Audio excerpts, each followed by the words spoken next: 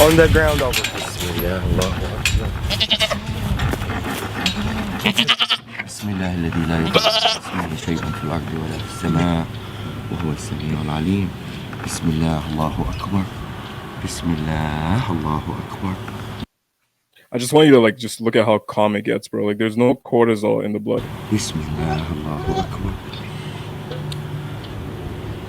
Cortisol is what happens when you get super like ramped up and scared, right?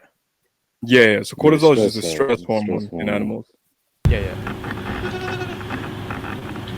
This is total submission.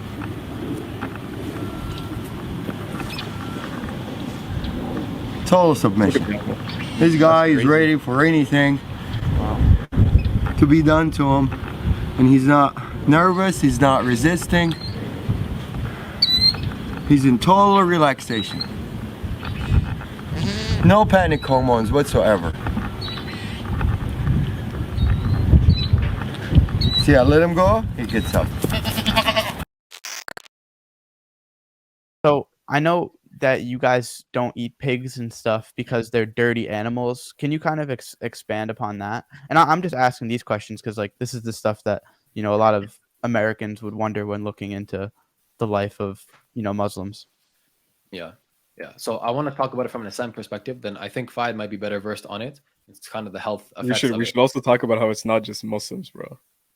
That's a great point. That is a very good point. Yeah, because I know Sonny Fast said you guys, and I know you see that because I don't blame you, bro. Muslims are a force today that we actually follow what's written, But this is not to throw dirt on any other religion, but it's actually not something that just stems from Islam 1400 years ago. It's actually just something that's always been a part of God's law.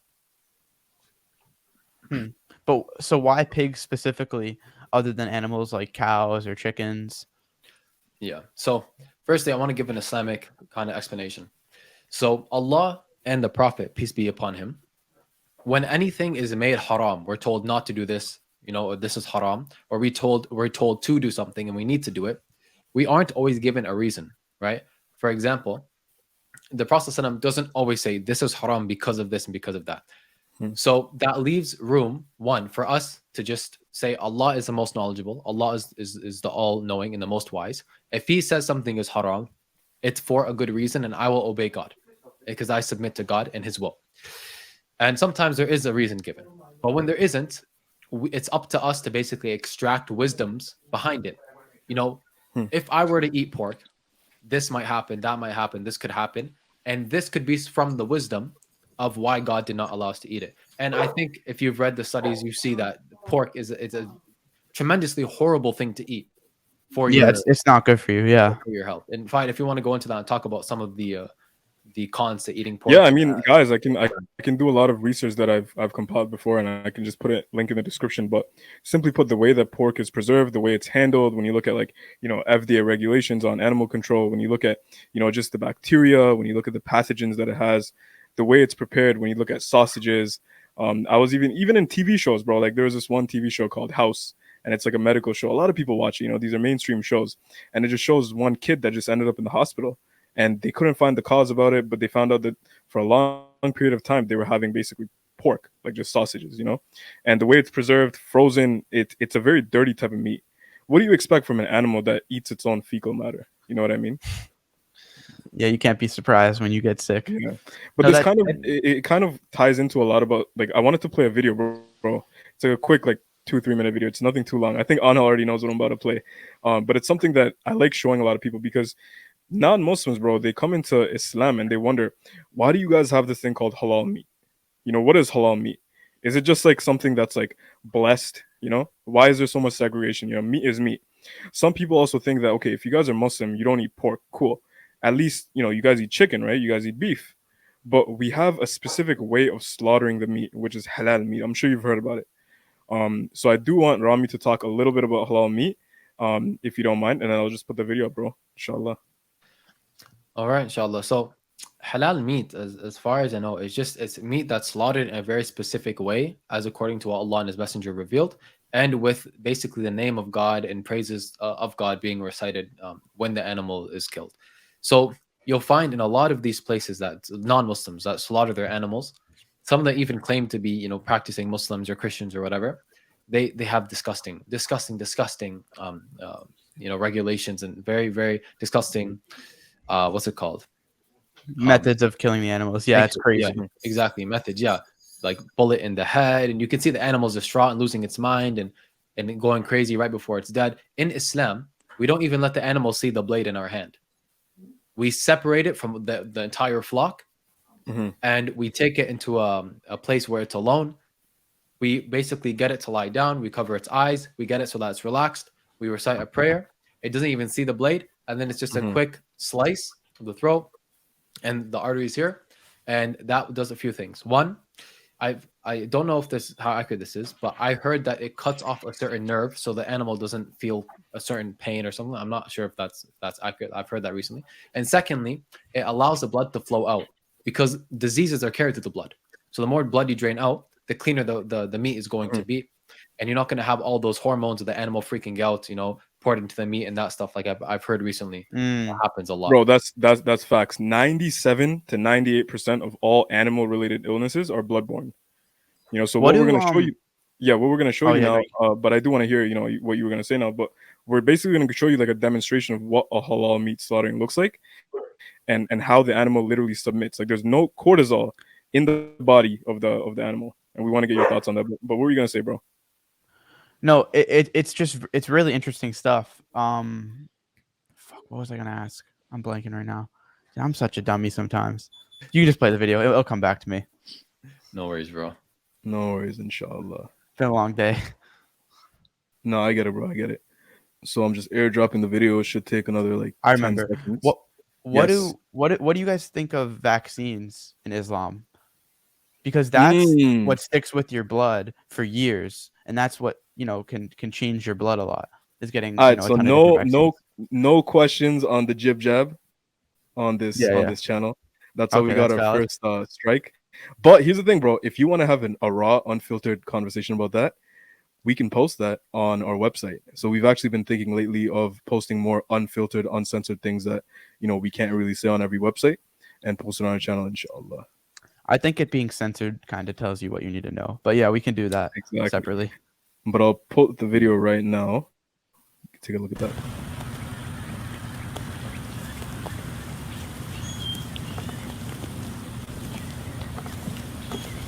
Okay. Okay. Bismillah ar-Rahman ar-Rahim. Assalamu alaikum wa rahmatullahi wa barakatuhu jami'an. God's blessings and mercy upon you, all my human brothers and sisters. Today I'm going to share with you an amazing video of 2 parts about the authentic Islamic slaughter procedure on lambs and goats. On the first video, we're going to illustrate the power of God's name as the only method of submission before slaughter. On the second video, we're going to show you the complete authentic Islamic slaughter procedure, only using God's name upon slaughter, exactly the same way all the prophets have done for thousands of years. Abraham, Noah, Moses, Jesus, and Muhammad, peace upon all of them. Not using stun guns or hammers or any other electrical equipments, simply only using God's name upon slaughter. Before we proceed, I would like to mention that all the scriptures, Torah, Bible, and Quran, has been preaching of one God. He is the only creator of all creations, and He is the one that worthy of being worshipped and thanked by all His creations. And He also created lambs and goats as a blessing for humans, for the purpose of food and clothing. The scriptures also preaches about a humane treatment of animals, and as humans we only have the right to slaughter them in God's name, to be mentioned before slaughter. God's name can be mentioned in different languages and it will have the same effect. You can say God's name in English, Arabic, Hebrew, French, Chinese. As long as the slaughterer have a strong faith in the word itself and of the Creator and mention it, it will have the same effect and the same submission effect of the animals. It's an amazing word, and it will have the same effect in different languages. these animals are bilingual, and they all know God's name when it's mentioned, no matter what language. And they always feel the heart of the slaughterer if he believes in that word or he doesn't. Once the belief is there, the faith is there, and the word is mentioned, it's guaranteed effect and a guaranteed submission. La ilaha illallah. Allahu Akbar. Come on, let's go. Let's go. We're gonna take these animals, run them inside as a group. We're not gonna separate an animal from each other. Every animal, every creations would like to have a partner, except the Almighty Lord. So to really maintain these animals to be calm, you always have to make them travel with a group. You don't separate anyone from the other. Definitely not one by himself. That would really make him very tense. It has to be 2 or more, minimum. Okay, what we're gonna do, we're gonna take the mamas, we're gonna bring him over here, and we're gonna make him submit on the ground over. Bismillah, Allahu Akbar. بسم الله الذي لا يضر اسمه شيء في الأرض ولا في السماء وهو السميع العليم بسم الله الله أكبر بسم الله الله أكبر. I just want you to like just look at how calm it gets, bro. Like there's no cortisol in the blood. بسم الله الله أكبر. Cortisol is what happens when you get super like ramped up and scared, right? Yeah. So cortisol is just a stress hormone in animals. Yeah. This is total submission.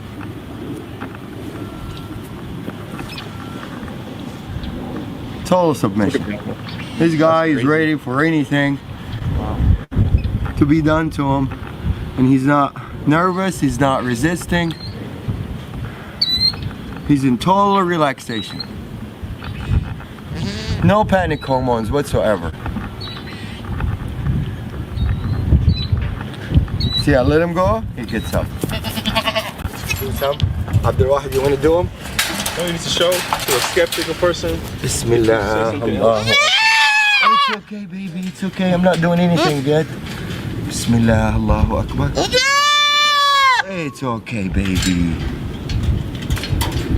Screaming got me. Same reaction. They all react the same. The power of the word. They're more religious than most humans. Wow. Bismillah. Allahu Akbar. Bismillah. Allahu Akbar. Bismillah. Allahu Akbar. بسم الله الذي لا يضر مع اسمه شيء في الأرض ولا في السماء وهو السميع العليم بسم الله الله أكبر بسم الله الله أكبر بسم الله الله أكبر بسم الله الله أكبر بسم الله الذي لا يضر مع اسمه شيء في الأرض ولا في السماء وهو السميع العليم بسم الله الله أكبر بسم الله الله أكبر بسم الله الله أكبر بسم الله الله أكبر بسم الله الله أكبر. Total submission. These guys had a little they come from a bigger ranchers, so they're a little bit wild. They're not used to be touched and handled by humans, and for them to turn around and just lay down like really in total peace, answering the calling. Definitely the power of the word. My not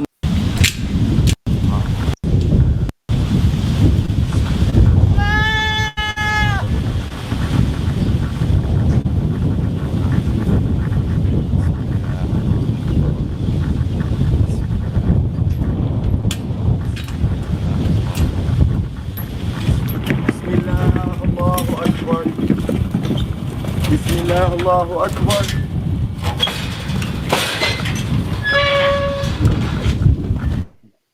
Oh, this is the big boy.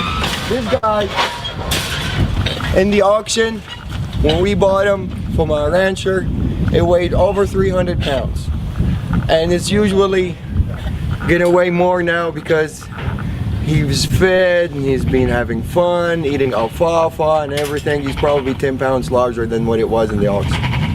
I weigh 190 pounds. So any dealing with this guy, he has to help out. Otherwise, there's no chance anybody can really restrain him or force him to do anything that he doesn't want to do. He's gonna do exactly what he instantly wants to do. So if this guy submits, the power of the word is clear. This is a 300-pound animal. For me to drop him down on the floor to start submission, it's almost impossible for one person to do it. I'm gonna ask Abdul Wahid to help out for the initial submission, and then he's gonna withdraw and the animal's gonna respond by himself.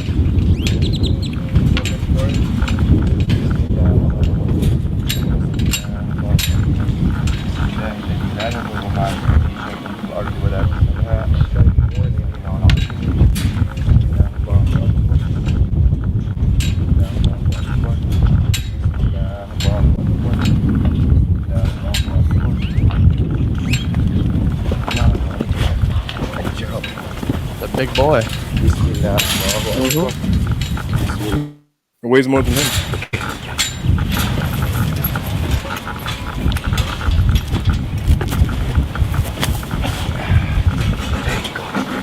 Bismillah. That's it. Bismillah الذي لا يضر مع اسمه شيء في الأرض ولا في السماء وهو السميع العليم. Bismillah. Allahu Akbar. Bismillah. Allahu Akbar.